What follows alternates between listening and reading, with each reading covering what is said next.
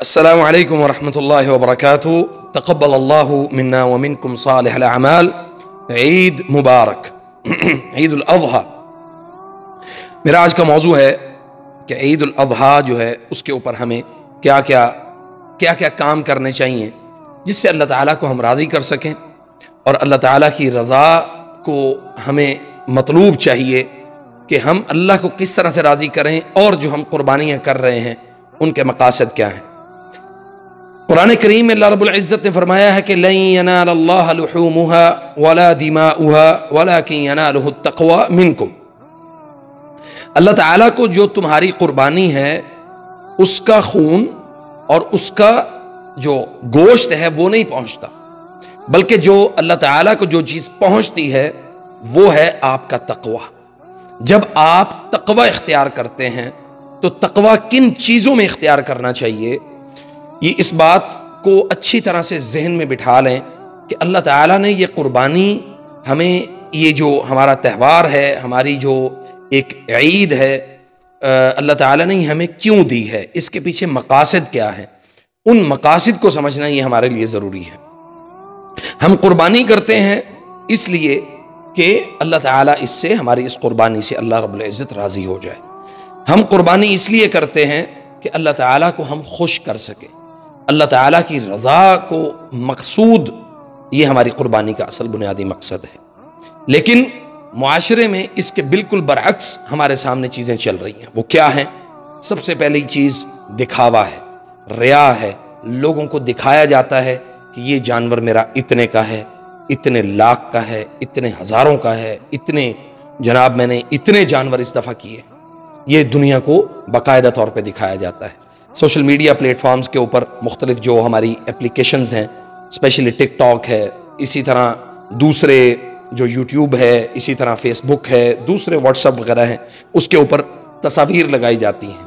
آپ کی اس قربانی کا وہ مقصد اسی وقت فوت ہو جاتا ہے جب آپ اپنی کیمرے سے اس کا ایک کلک کرتے ہیں۔ کیوں؟ اس لیے کہ آپ نے بھلے اس کو اپنی یاد دہانی کے لیے یا کسی اپنی یادداشت کے لیے آپ نے محفوظ رکھا ہے، تو اس بات کو ذہن نشین کر لیں، اس بات کو سمجھ لیں کہ اللہ تعالیٰ کو ایسی قربانی اور ایسا عمل عبادت میں ہو یا پھر اللہ تعالیٰ کی رضا کے لیے کوئی بھی کام، دنیاوی مقاصد اگر اس میں شامل ہو جائیں گے تو اللہ تعالیٰ اس عمل کو لوگوں کے لیے رکھ دے گا۔ لوگ تو اس پر واہ واہ ضرور کریں گے، لوگ اس پر آپ کو بہت اپریسیشن لوگوں کی طرف سے بہت زیادہ ہوگی، لیکن اللہ کی طرف سے آپ کو کوئی اجر و ثواب، کوئی جو اصل مقصد ہے وہ قربانی کا فوت ہو جائے گا۔ اللہ نے فرمایا ہے کہ لن ینال اللہ لحومها ولا دماؤها، اللہ کو تمہارے گوشت کی ضرورت ہی نہیں، ولا دماؤها، اور نہ ہی ان کے خون کی ضرورت ہے جو ہم بہاتے ہیں، ولکن ینالہ التقوی منکم، جو تمہارے اندر جو تقوی ہے، پرہیزگاری ہے، وہ پرہیزگاری عبادات میں ہو، وہ پرہیزگاری جو ہے وہ لین دین کے معاملات میں ہو، وہ پرہیزگاری آپ کے کاروبار میں ہو، وہ پرہیزگاری آپ کی زندگی کے کسی بھی معاملے کے اندر ہو۔ آپ کو اللہ سے ڈرنا چاہیے، مجھے اللہ سے اس معاملے کے اوپر ڈرنا چاہیے۔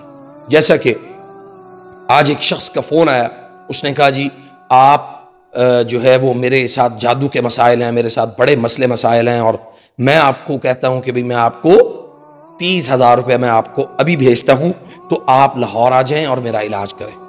میں نے کہا جی مجھے پیسوں کی ضرورت نہیں ہے، میں اس وقت اپنے کچھ معاملات میں بزی ہوں، اس وجہ سے میں ابھی فی الحال نہیں آ سکتا۔ میں نے معذرت کی ان سے، تو وہ بندے نے مجھے جو جواب دیا آپ حیران ہو جائیں گے۔ اس نے کہا جی کمائیاں شمائیاں کرو، کمائیوں کے دن ہیں، آپ کمائی کریں اور اپنے کام بنائیں۔ تو بنیادی جو ہمارا مقصد ہے وہ فوت ہو جاتا ہے جب کوئی بھی ہمیں اس معاملے کے اوپر ہمیں کوئی لالچ دیتا ہے، ہمیں کوئی کھڑا کرنے کی کوشش کرتا ہے کہ جی آپ کو ہم اتنی اماؤنٹ جو ہے وہ آپ کو ڈپازٹ کرتے ہیں، اتنے پیسے آپ کو دیتے ہیں تو آپ کا کام بن جائے گا۔ یاد رکھیں کہ اللہ کے ہاں ایسا عمل بالکل بھی قابل قبول نہیں ہے جس میں لوگوں کی، دنیا کی اور دنیا کے اندر موجود لوگوں کی رضا شامل ہو جائے، کہ آپ ان کو راضی کرنے لگ جائیں۔ یاد رکھیں کہ جو لوگ لوگوں کو راضی کرتے ہیں وہ اللہ کو کبھی راضی نہیں کر سکتے، اور جو لوگ اللہ کو راضی کرتے ہیں اللہ تعالیٰ مخلوق کو آٹومیٹک ان کے آگے اللہ تعالیٰ جو ہے وہ لے آتا ہے اور وہ لوگ آٹومیٹک اس سے راضی ہو جاتے ہیں. تو آپ اللہ کو راضی کرنے پر زور دیں.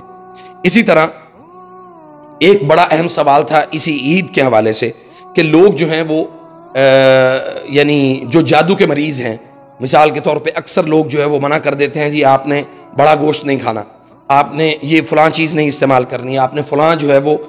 تو یاد رکھیں کہ بہت سارے عامل حضرات اس موقع کے اوپر لوگوں کو منع کر دیتے ہیں کہ جی آپ نے بڑا گوشت نہیں کھانا.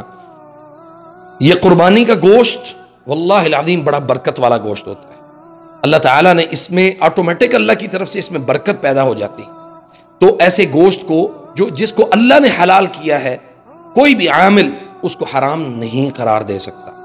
بڑا گوشت کھائیں، چھوٹا گوشت استعمال کریں، جس طرح سے اللہ تعالیٰ نے آپ کو حکم دیا ہے کہ خود بھی کھائیں، مساکین کو بھی کھلائیں.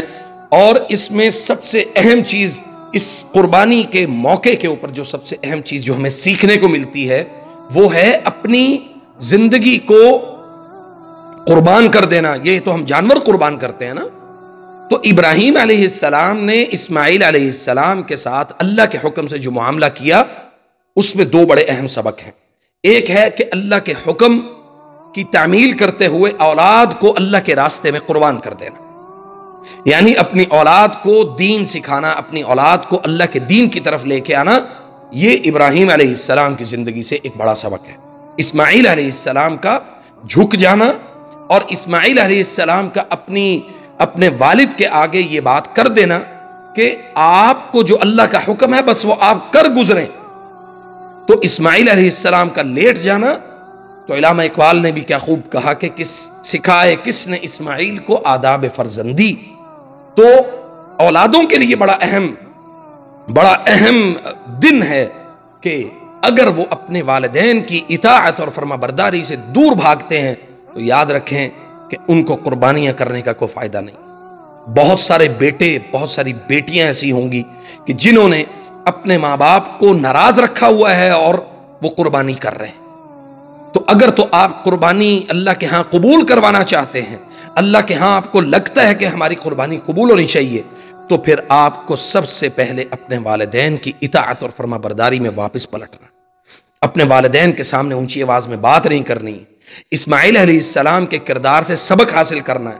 اسماعیل علیہ السلام کا لیٹ جانا اپنے والد کے آگے اور کہہ دینا کہ چھری چلا دے بابا، آپ چھری چلا دیں، آپ کو آپ کے رب کا حکم ہے. ذبح ہونے والا بھی نبی اور ذبح کرنے والا بھی نبی، حکم دینے والا میرا رب اللہ رب العزت اپنے انبیاء کو بھی ان چیزوں کی آزمائش سے اللہ نے ان کو بھی گزارا ہے. اور اگر اللہ تعالیٰ نے ان کو گزارا ہے تو میں اور آپ کیا چیز ہے؟ ہم بہت معمولی سے انسان ہیں، لیکن اللہ تعالیٰ نے انبیاء کی سنت کو زندہ رکھا. تو اللہ تعالیٰ کی یہ سنت ہے کہ اللہ لوگوں کو آزماتا ہے. اللہ کی آزمائش بہت عظیم آزمائش ہوتی ہے. تو جو اللہ کی آزمائش میں پورا اتر جائیں تو اللہ کے فضل سے اللہ تعالیٰ ان کے اعمال کو، ان کی زندگی کو، ان کے اعمال صالحہ کو اللہ قبول کرتا ہے. تو جو جادوگر حضرات ان دنوں میں ہمیں یہ منع کرتے ہیں کہ آپ یہ نہ کھائیں، بڑا گوشت آپ نے نہیں کھانا، تو میرا ان سے ایک ہی سوال ہے کہ تم کون ہوتے ہو کسی کو بھی منع کرنے والے؟ جب اللہ تعالیٰ نے ایک چیز کو حلال کر دیا ہے تو آپ کو اس چیز سے منع نہیں کرنا چاہیے.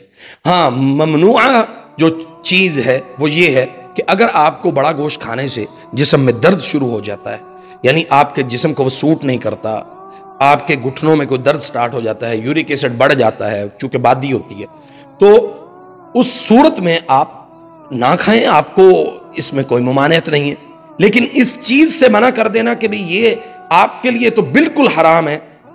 نبی علیہ الصلاۃ والسلام نے فرمایا ان الحلال بین و ان الحرام بین. اللہ نے حلال بھی بیان کر دیا اور حرام بھی بیان کر دیا.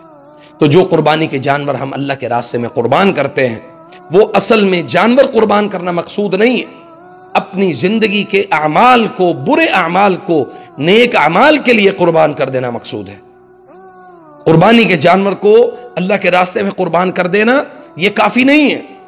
اپنے معاملات کو، اپنی زندگی کی اونچ نیچ کو ہمیں اللہ تعالیٰ نے جو حکم دیا ہے، یا ایھا الذین آمنوا اطیعوا اللہ و اطیعوا الرسول، اے ایمان والو اللہ کی اطاعت کرو اور اللہ کے رسول صلی اللہ علیہ وسلم کی اطاعت کرو۔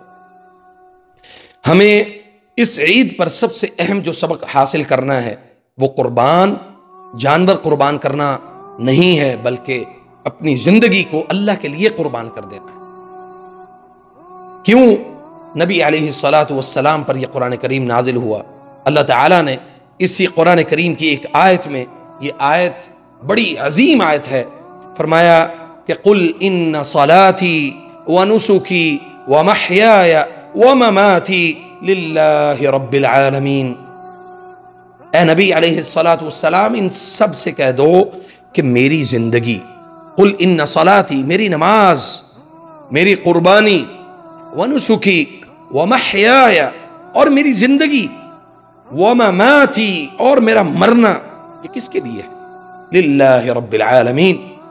تو جب آپ کا ایک قدم اللہ رب العزت کے لیے اٹھے، اللہ کے لیے آپ کسی کی زندگی میں اس کی کوئی مدد کر سکیں، اللہ کے لیے آپ کسی کے ساتھ کوئی حسن سلوک کر سکیں، اللہ کے لیے آپ کسی کو ملا سکیں، تو آپ سوچیں کہ آپ کی زندگی کا اصل مقصد مکمل ہوا یا نہیں ہوا۔ اللہ تعالی ہمیں عمل کی توفیق عطا فرمائے۔ فجزاکم اللہ خیر، والسلام علیکم ورحمۃ اللہ۔